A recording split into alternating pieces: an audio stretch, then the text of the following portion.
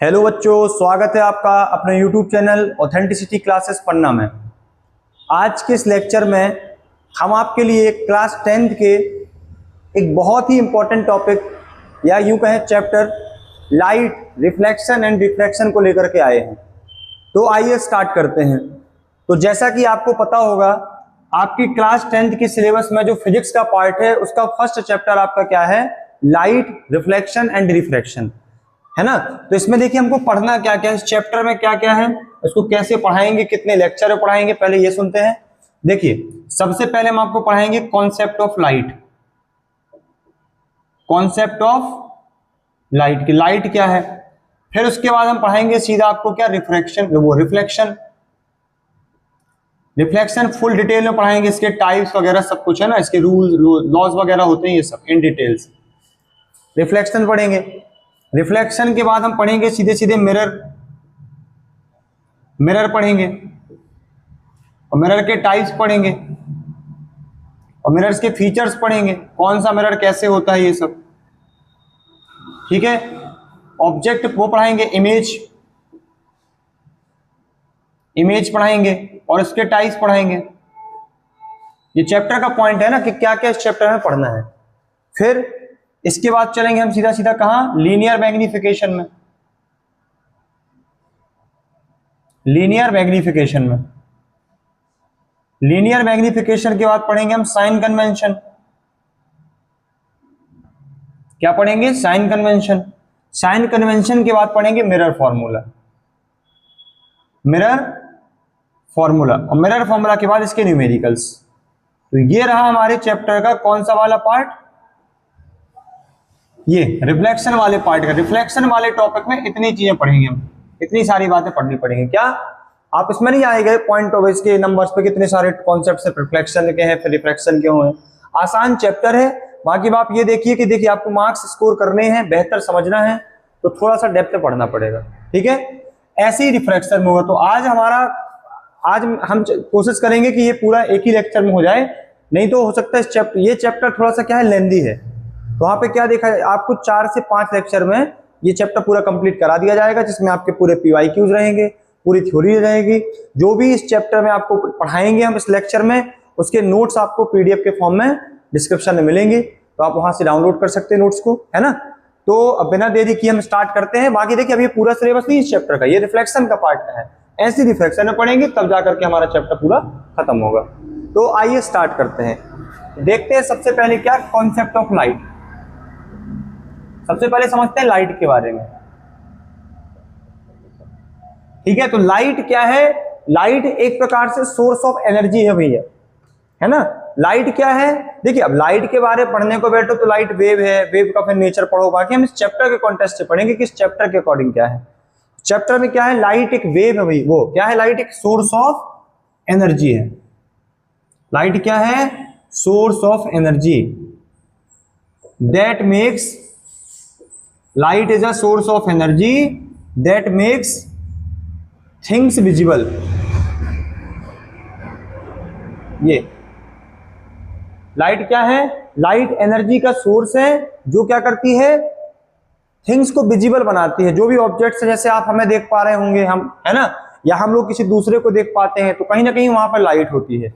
Light का खेल है पूरा का पूरा। जैसे मान लीजिए अंधेला हो जाता है, लाइट चली जाती है, कहां देख पाते हैं हम एक दूसरे को। इसका मतलब क्या है, हम लोग तो हैं लेकिन क्यों नहीं देख पा रहे, क्योंकि वहां लाइट नहीं है। मतलब कोई किसी को देख पा रहा है, इवन छोटे से छोटा पार्टिकल, बड़े से बड़ा बॉडीज, कोई भी हो, वो बिना लाइट के नहीं देख सकता है। बाकी दिखता कैसे है, उसके पीछे की मैकेनिज्म क्या होती है, वो इसी चैप्टर पढ़ना हमको। लाइट क्या है, लाइट आपका एनर्जी का सोर्स है जो ऑब्जेक्ट्स को या थिंग्स को विजिबल बनाती है। थिंग्स की जगह आप ऑब्जेक्ट्स भी लिख सकते हैं। जो ऑब्जेक्ट्स या थिंग्स को क्या बनाती है, विजिबल बनाती है, वो लाइट कहलाती है। अब इसी बेसिस पर ऑब्जेक्ट को 2 तरीके से क्लासिफाई किया जाता है। एक होती है लुमिनस ऑब्जेक्ट और एक होती है नॉन लुमिनस ऑब्जेक्ट। एक होती है लुमिनस और एक होती है नॉन लुमिनस। लुमिनस ऑब्जेक्ट का मतलब ये होता है जिनके पास खुद की लाइट होती है, जिनके पास खुद की लाइट होती है वो लुमिनस होते हैं, और जो दूसरे की लाइट से रिफ्लेक्ट करके खुद दिखते हैं वो नॉन लुमिनस होती है।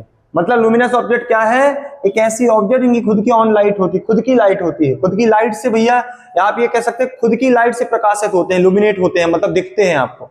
जैसे फॉर एग्जांपल आप मुझे देख पा रहे होंगे तो क्यों, मेरे ऊपर कहीं बाहर से लाइट आ रही होगी, हो सकता है वो बल्ब की लाइट हो सकता है वो सनलाइट आ रही हो, है ना, तो कहीं ना कहीं से वो लाइट मेरी बॉडी पर आ रही है और मेरी बॉडी उस लाइट को रिफ्लेक्ट करके पहुंचा पा रही है आपकी आंखों तक, तो आप मुझे देख पा रहे होंगे कि मैं पढ़ा रहा हूं, ठीक है। बाकी तो क्या ये मेरी खुद की लाइट है, क्या मेरी खुद की लाइट होती तो मैं हमेशा दिखता, मैं अंधेरे में भी दिखता। तो लुमिनस ऑब्जेक्ट का मतलब होता है जिनकी खुद की लाइट होती है। जैसे एग्जांपल के लिए आप सन ले लो, इनकी खुद की लाइट होती है, ठीक है। आप ट्यूबलाइट, टॉर्च, ये सब ले लो। अब आप कहेंगे ट्यूबलाइट की कहां होती है, वो तो लाइट इलेक्ट्रिसिटी देते हैं, वो अलग बात है। बाकी सिर्फ ट्यूबलाइट को सोचो, आप करंट के बारे में मत सोचो। ट्यूबलाइट, बल्ब, इन सब की खुद की लाइट होती कि नहीं होती है? बल्ब खुद की लाइट एमिट करता कि नहीं करता? कोई ऐसा तो नहीं कोई दूसरा जाके उसको लाइट दे रहा होगा फिर तुम्हें बल्ब दिख रहा है ना। और नॉन लुमिनस में देख लीजिए आप, अर्थ की खुद की लाइट नहीं होती है भैया। खुद की लाइट होती तो अर्थ में रात नहीं होती।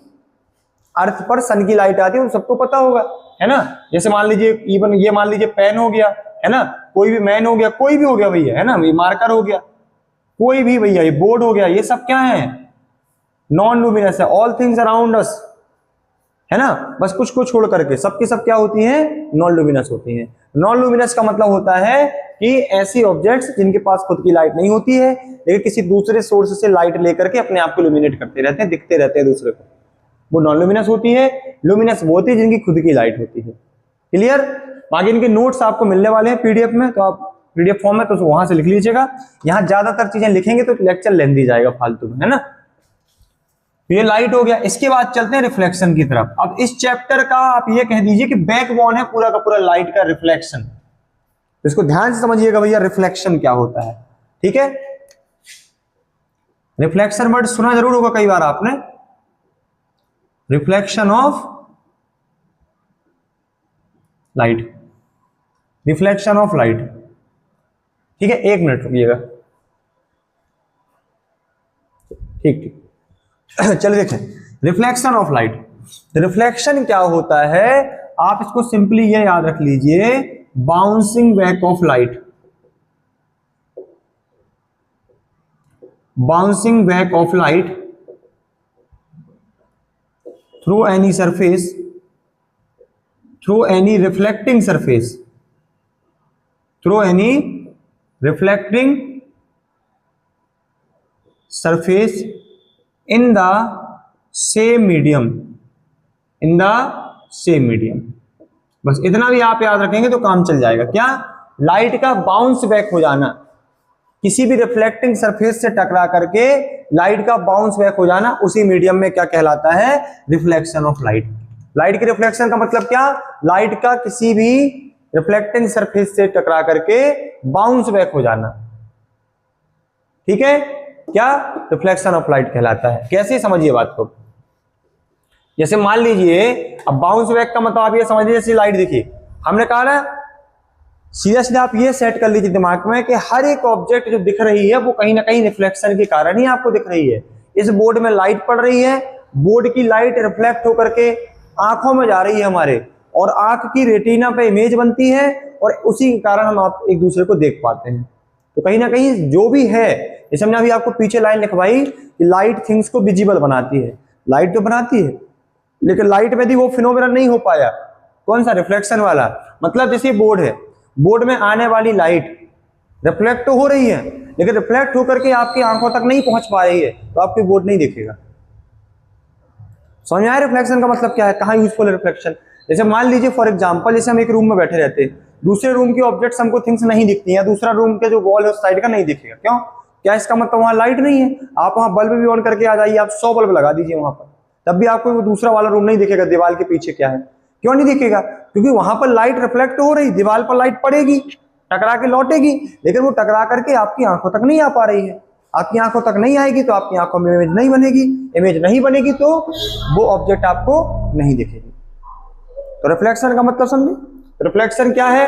रिफ्लेक्शन का हमने आपको यूज बताया कि डेली लाइफ में रिफ्लेक्शन कहां देखने को मिलता है। तो रिफ्लेक्शन क्या है, लाइट का किसी भी सरफेस से टकरा करके बाउंस बैक हो जाना रिफ्लेक्शन कहलाता है। लेकिन हम यहाँ पर किसी भी सरफेस से रिफ्लेक्ट नहीं कराएंगे, हम यहाँ पर क्या कराएंगे, हम यहाँ पर एक मिरर से रिफ्लेक्ट कराएंगे। हम एक मिरर लेंगे और उस मिरर से रिफ्लेक्ट कराएंगे। यहाँ पर क्या लेते हैं, प्लेन मिरर। देखिए ये ले लिया हमने प्लेन मिरर। अब आपको लगेगा नहीं ये प्लेन, तो प्लेन मिरर क्या होता है, आप एक कांच ले लीजिए पतला सा और उसको एक साइड से पॉलिश कर दीजिए। तो हमने पॉलिश कर दिए, ग्लास की स्लाइड को लेकर के एक साइड से हमने पॉलिश कर दिया। ये क्या है, पॉलिश्ड सरफेस। ये क्या है, पॉलिश्ड सरफेस। और यहां पर ये ग्लास है, आपने देखा होगा ना, मिरर रहता है ड्रेसिंग वगैरह, पीछे पॉलिश रहता है, पीछे कुछ रहता है कवर्ड, सामने से दिखता है। यदि पीछे का बैकग्राउंड हटा दिया जाए तो कांच बन जाएगा, वो आर पार दिखेगा। तो कोई भी ग्लास मिरर का काम तब तक नहीं कर सकता जब तक वो पीछे से एक साइड से पॉलिश ना हो। ग्लास में मिरर में ही फर्क होता है। ठीक है, हमने एक तरफ से इसको पॉलिश कर दिया, तो फिर ये वाला रीजन क्या है, सामने वाला, ये कहलाता है रिफ्लेक्टिंग सरफेस। क्या कहलाता है, रिफ्लेक्टिंग सरफेस। जहां से रिफ्लेक्शन होना है वो होता है रिफ्लेक्टिंग सरफेस। ठीक है, अब देखिए भैया, इस पर लाइट आएगी। देखिए लाइट ये आई,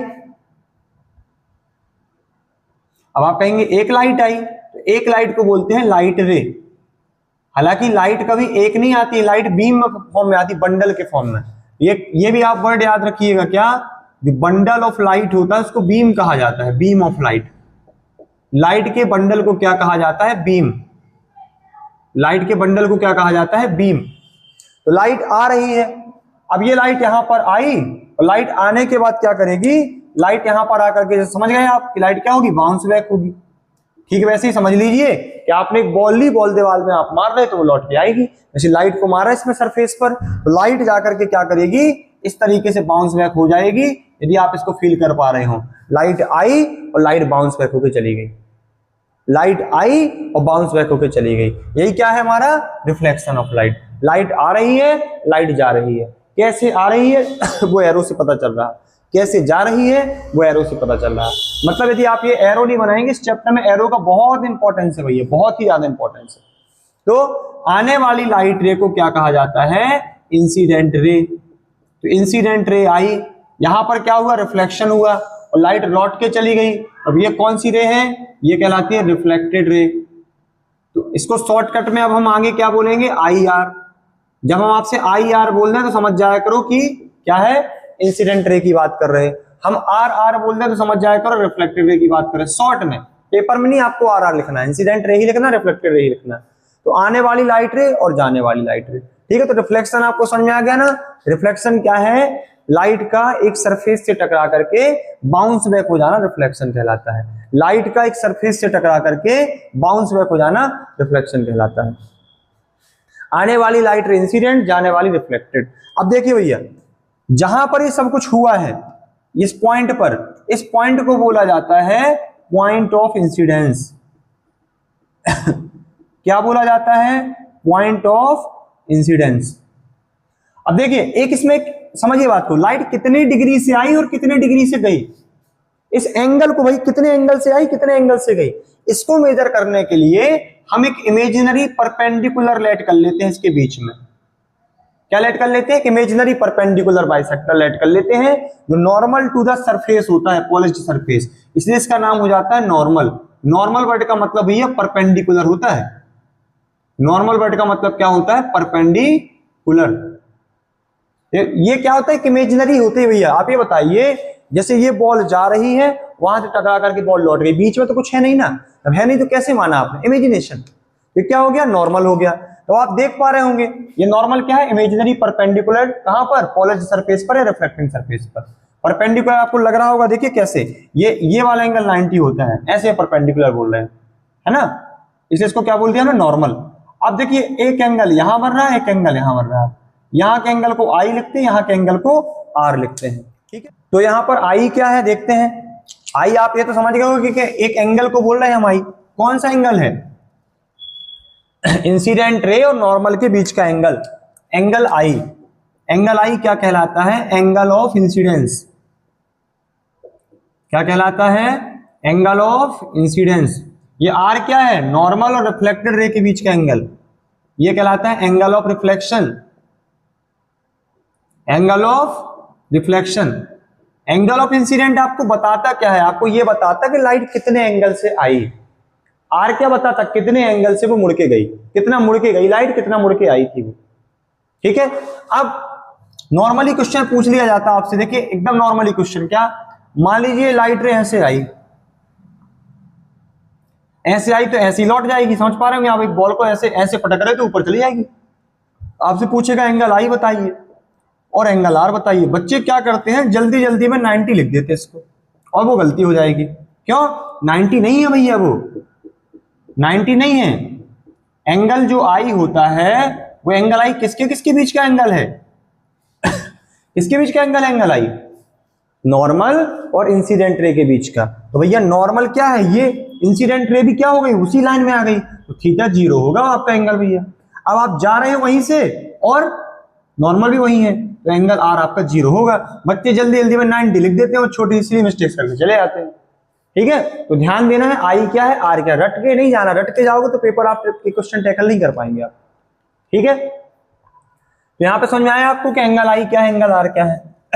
अब मान लीजिए कोई आपसे पूछ ले what is angle of incidence, तो लिख देना the angle between incident right ray and normal is called angle of incidence, it is represented by all I. इसमें लिख देना नॉर्मल और रिफ्लेक्टेड रे के बीच को एंगल ऑफ रिफ्लेक्शन कहते हैं। ठीक है, क्लियर? चलिए अब आते हैं कहां पर, लॉज ऑफ रिफ्लेक्शन की तरफ। लॉज ऑफ रिफ्लेक्शन, रिफ्लेक्शन के लॉज कहते क्या हैं? देखिए लॉज क्या बोला, 2 लॉज दिए गए रिफ्लेक्शन में। अब लॉज में क्या होता है, देखिए एक होता है लॉज, एक होते हैं रूल्स। लॉज को एडिट नहीं करना आपको, जैसे रहते हैं एज इट इज छाप के आना है पेपर में। बाकी रूल्स थोड़ा सा मॉडिफाइड करके आप लिख सकते हैं, सेंस नहीं बदलना चाहिए। लेकिन देखिए ये क्या कहता है, फर्स्ट लॉ, इंसिडेंट रे, हमने कहा ना शॉर्ट में आई लिख दे रहे हैं हम, incident ray, reflected ray, normal and point of incidence comma all lie on the same plane। ये फर्स्ट लॉ है। क्या? Incident ray, normal, reflected ray और पॉइंट ऑफ इंसिडेंस, ये सभी के सभी भैया बोर्ड में रखे कि नहीं? बोर्ड में, बोर्ड एक प्लेन है भैया, बोर्ड एक प्लेन है कि नहीं है? प्लेन का मतलब होता है इसमें लेंथ और ब्रीथ होती है भैया। सामने से बोर्ड है कि नहीं, इसमें एक्स एक्सेस और वाई एक्सेस दोनों प्लेन में आ रहे हैं। प्लेन जानते हैं ना आप लोग? ये बताओ कहीं ऐसा तो नहीं है कि इंसिडेंट रे आ यहां रही और निकल रिफ्लेक्टेड रे यहां से रही, कोई प्लेन चेंज तो नहीं हुआ ना? मतलब incident ray, reflected ray, normal और पॉइंट ऑफ इंसिडेंस सब के सब एक ही प्लेन में लाई करते हैं। ये न्यूटन का रिफ्लेक्शन का फर्स्ट लॉ कहता है। सेकंड लॉ क्या कहता है? Angle of incidence, angle of incidence जिसको हम बोलते हैं क्या, angle i, should be equal to, या ये लिख सकते हैं angle of reflection. Angle of reflection मतलब एंगल ऑफ इंसिडेंस जो होता है वो एंगल ऑफ रिफ्लेक्शन के बराबर होता है, मतलब एंगल आई बराबर होता है एंगल आर के। मतलब ये निकल के आया यदि लाइट 45 डिग्री से आई होगी तो लाइट 45 डिग्री से ही गई होगी, लाइट 30 डिग्री से आई होगी तो 30 डिग्री से गई होगी, लाइट 0 डिग्री से आई होगी तो 0 डिग्री से गई होगी। ये कहते हैं क्या, लॉज ऑफ रिफ्लेक्शन। और एक और बात है, लॉ फेल थोड़ी होंगे। रूल्स कई बार ऐसा होता है कि नहीं लग पाए, लेकिन लॉ को फेल नहीं करेंगे आप। तो देखिए कैसे।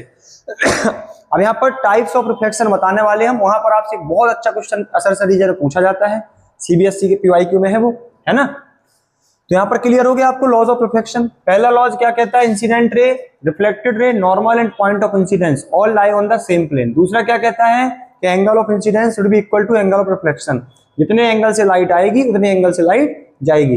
एंगल मेजर कैसे करेंगे, नॉर्मल और इंसिडेंट रे के बीच के एंगल को आई बोलते हैं, नॉर्मल और रिफ्लेक्टेड रे के बीच के एंगल को आर बोलते हैं। क्लियर?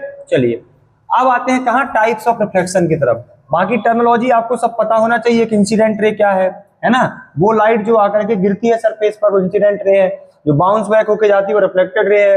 पॉइंट ऑफ इंसिडेंस क्या है, वो पॉइंट जहां पर रिफ्लेक्शन होता है ना? रिफ्लेक्टिंग सरफेस क्या है, जहां पर रिफ्लेक्शन हो रहा है जिस सरफेस से, यानी कि ग्लास का वो सरफेस। ये छोटी छोटी डेफिनेशन क्लियर होनी चाहिए आपको। चलिए देखिए अब इसके बाद अब आते हैं टाइप्स ऑफ रिफ्लेक्शन की तरफ। टाइप्स ऑफ रिफ्लेक्शन की तरफ, टाइप्स ऑफ रिफ्लेक्शन। तो टाइप्स ऑफ रिफ्लेक्शन में पहला रिफ्लेक्शन होता है रेगुलर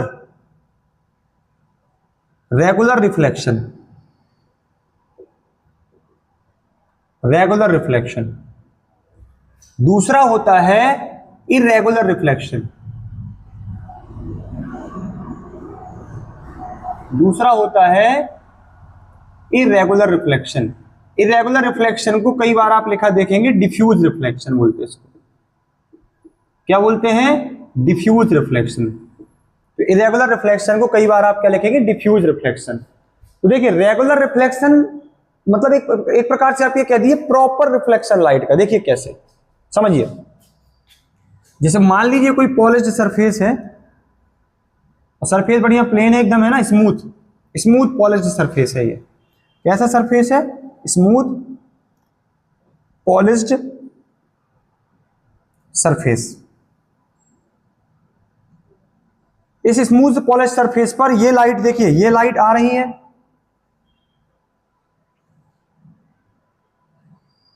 हम कह सकते हैं बीम ऑफ लाइट आ रही है, और रिफ्लेक्शन के बाद ये बीम ऑफ लाइट जा रही है।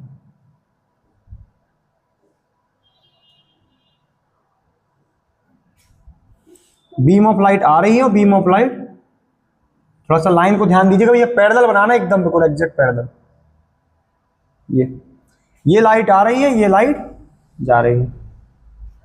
तो आपको एक बात फील हो रही होगी यहां पर, क्या जैसे पैरेलल लाइट रे आ रही हैं, पैरेलल लाइट रे ही जा रही हैं, पैरेलल लाइट रेज आ रही हैं, पैरेलल लाइट रेज ही जा रही हैं। ये कहलाता है रेगुलर रिफ्लेक्शन। रेगुलर रिफ्लेक्शन सिर्फ और सिर्फ स्मूथ पॉलिश्ड सरफेस से ही होता है। यदि सरफेस आपका क्या रहेगा? रफ रहेगा, खुरदुरा सरफेस होगा, है ना, मतलब कैसा रहेगा? इरेगुलर सरफेस रहेगा, तो वहां पर ये वाला रिफ्लेक्शन नहीं हो सकता है। अब आप सोचेंगे सर इसमें नॉर्मल कहां डालेंगे?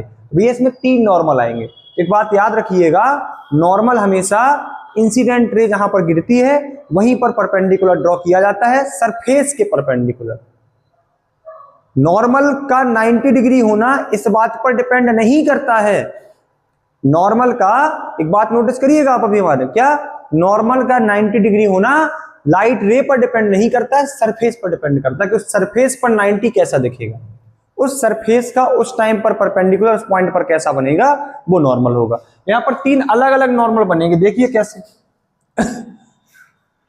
देखिए इसका नॉर्मल अलग बनेगा, आप लोग सीधा बनाइएगा एकदम परफेक्ट, है ना। इसका नॉर्मल अलग बनेगा और इसका नॉर्मल अलग बनेगा, तीनों के अलग अलग नॉर्मल बनेंगे। मतलब परपेंडिकुलर ड्रॉ कीजिएगा, है ना, बोर्ड में थोड़ा सा क्या है जल्दी जल्दी में डिस्टर्ब हो जाता है, एकदम परपेंडिकुलर बनाइएगा, तीनों के अलग अलग नॉर्मल आए।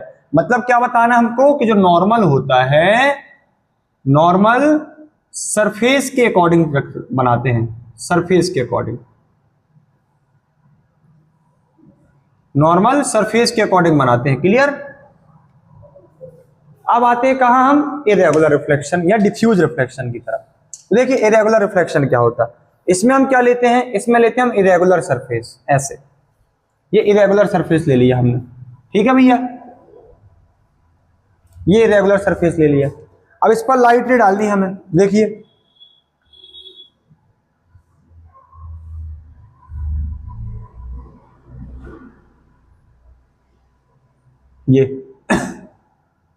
ये लाइट रे आ रही है, इंसिडेंट रे।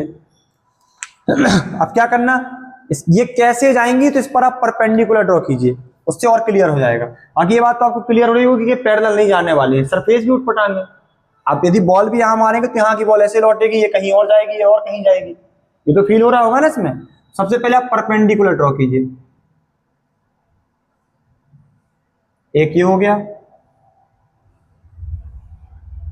एक परपेंडिकुलर ये हो गया, और देखिए इस पर परपेंडिकुलर जो जाएगा वो कुछ ऐसा जाएगा, परपेंडिकुलर सरफेस के अकॉर्डिंग डालते भैया, ठीक है, क्लियर। थोड़ा ये वाला जो नॉर्मल है ये डिस्टर्ब है, इसको सरफेस के अकॉर्डिंग डालना है। इस सरफेस का जो परपेंडिकुलर जाएगा वो कुछ ऐसा जाएगा,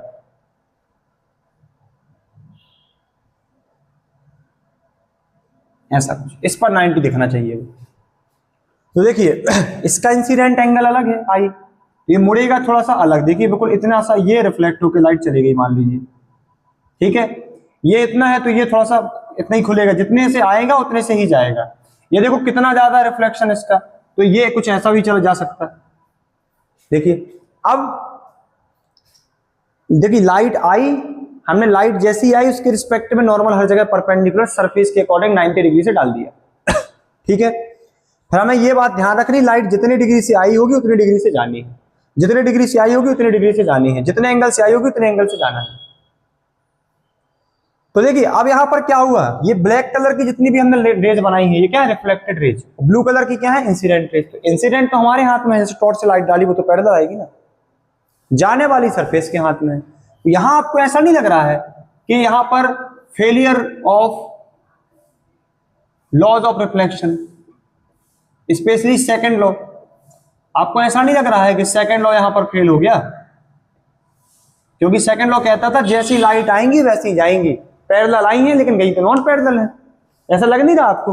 यहां पर सेकंड लॉ फेल हो गया भैया, लग रहा है किसी को ऐसा? यदि लग रहा है तो आप गलत हैं, आप लेक्चर को ध्यान से नहीं समझ रहे हैं। क्यों? अभी हमने बताया ना, लॉज कभी फेल नहीं होते हैं। दूसरी बात, जितनी डिग्री से लाइट आई है उतनी डिग्री से लाइट जा रही है। अब इसके एंगल को इसके एंगल से मतलब नहीं है, इसके एंगल को इसके एंगल से मतलब नहीं है। आप इस बात को नोटिस कीजिए ना भैया, जितनी डिग्री से आ रहे हो उतनी डिग्री से जा रहे हो, जितनी डिग्री से आ रहे हो उतनी डिग्री से जा रहे हो, जितनी डिग्री से आ रहे हो उतनी डिग्री से जा रहे हो। इंडिविजुअली यदि हर एक लाइट रे को देखें तो वो लॉज ऑफ रिफ्लेक्शन को फॉलो कर रही है, फर्स्ट को भी सेकंड को भी। मतलब इरेगुलर रिफ्लेक्शन लाइट की लॉज का फेलियर नहीं है। ये असर्शन रीजन में कई बार पेपर में पूछा गया है कि irregular reflection is the failure of second law of reflection. नहीं भैया, सेकंड लॉ फेल नहीं हुआ है, वो सरफेस की वजह से ऐसा हुआ है। अब आप इस बात को नहीं पकड़ के बैठ जाइएगा कि सर ने पॉलिश नहीं किया तो क्लास है। अब इतना आपको नॉर्मल सेंस लगा के चलना पड़ेगा, पॉलिश सरफेस ही मान के चलिए आप इसको। क्लियर? तो ये हो जाता है इरेगुलर रिफ्लेक्शन। क्लियर हुआ कि नहीं? इरेगुलर रिफ्लेक्शन जो होता है वो रफ सरफेस से होता है, regular reflection smooth plane surface से होता है। इरेगुलर रिफ्लेक्शन में लाइट रे पैरेलल तो आ सकती है, वो हमारे हाथ में है, लेकिन पैरेलल जाएंगी नहीं, है ना, उसमें जैसे आएंगी वैसे जाएंगी। रेगुलर लग ही रहा है, रेगुलर देखिए आप इसको कितना बढ़िया लग रहा है, इसको देखिए रेंडमनेस देखिए इसमें कितनी है ना। तो ये हो गया आपका क्या, रिफ्लेक्शन भैया। रिफ्लेक्शन में लाइट, अब देखिए इसमें एक दो क्वेश्चन और कैसे आते हैं वो हमने बताया ना। इस आपको शायद आप देखिए, आपको हो सकता है वन शॉट पढ़ने की हैबिट हो, लेकिन पहली बार आपको जो लेक्चर है वन शॉट में नहीं देखना चाहिए। यहाँ आपको फिर आपका अपना अपना एक तरीका होता है किस बच्चे को कैसे समझ में आ रहा है। बाकी आप पहले छोटे छोटे कॉन्सेप्ट सेट कीजिए। ये जो पूरा लेक्चर है, हम इस पूरे लेक्चर को किस बात पर फोकस करेंगे, रिफ्लेक्शन पर, कि आप एक रिफ्लेक्शन का टॉपिक बढ़िया ग्रिप बना लें रिफ्लेक्शन पर। फिर उसके बाद जो नेक्स्ट लेक्चर आएगा उसमें आपको मिरर वगैरह, उसको कैसे बनाते, कॉनकेव कॉन्वेक्स, ये सब पढ़ेंगे। और फिर जब ये हो जाएगा, जब इसकी रिवीजन सीरीज चलेगी अक्टूबर नवंबर में, उसमें आपको वन शॉट भी प्रोवाइड कराए जाएंगे। ठीक है, बाकी इसके नोट्स मिलेंगे आपको पीडीएफ में, डिस्क्रिप्शन में पीडीएफ की लिंक आपको मिलेगी, इसमें नोट्स रहेंगे पूरे, है ना, तो वो जरूर देखिएगा। और आपको लेक्चर अच्छा लगे तो शेयर जरूर करना है ना अपने दोस्तों में। तो क्या भैया, टाइप्स ऑफ रिफ्लेक्शन हो गए। अब आपको देखिए एक दो क्वेश्चन बताएं हम कैसे आते हैं। देखिए एक तो अभी हमने वो जीरो वाला बताया था, इसमें बच्चे गलती कर देते अक्सर। ये कोई सरफेस है, ये नॉर्मल है, लाइट रे जितने से आएगी उतने से जाएगी। अब उसको ये पता है कि आप याद करके आए होंगे, उसको ये पता है कि आप ये रट के बैठे होंगे। थोड़ा सा घुमा देता है एग्जामिनर, कैसे देखिए, वो क्या बोलेंगे, यहां का एंगल x है, ठीक है, और यहां का एंगल 30 है, फाइंड x। ऐसे घुमा देते वो लोग। ऐसे कुछ क्वेश्चन में घुमा देते वो लोग, कहेगा बताइए x कितना होगा। ठीक है, मतलब ऐसे अलग अलग तरीके के क्वेश्चन। तो और क्वेश्चन कैसे,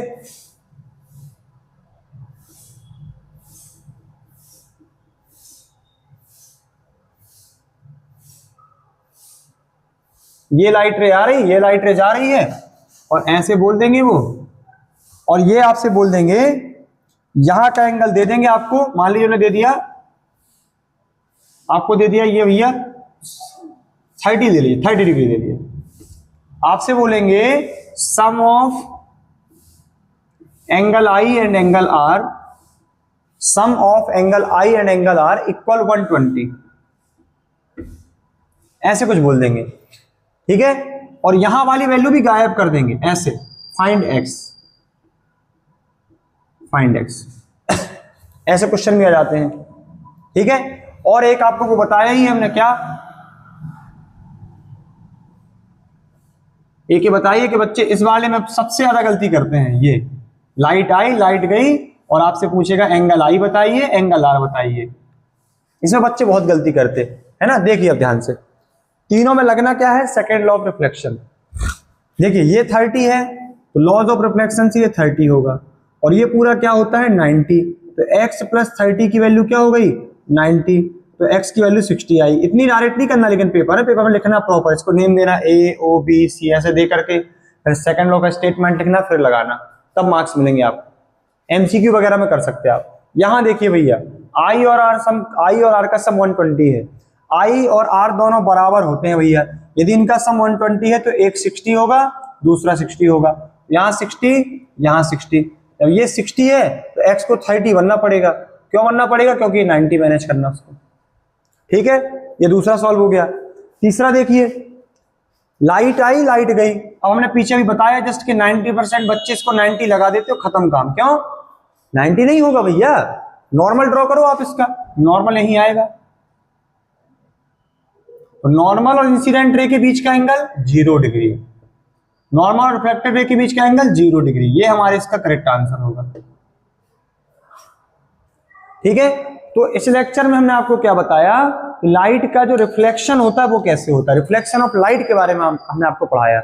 नेक्स्ट लेक्चर में क्या पढ़ाएंगे हम आपको, नेक्स्ट लेक्चर में जो हमारा रहेगा उसमें आपको मिरर के टाइप्स, बस आप सीक्वेंस वाइज देखेंगे तो इसमें आपको लास्ट मतलब नवंबर दिसंबर तक आपको कंप्लीट साइंस विद रिवीजन आपको विद नोट्स आपको प्रोवाइड कराई जाएगी, ठीक है।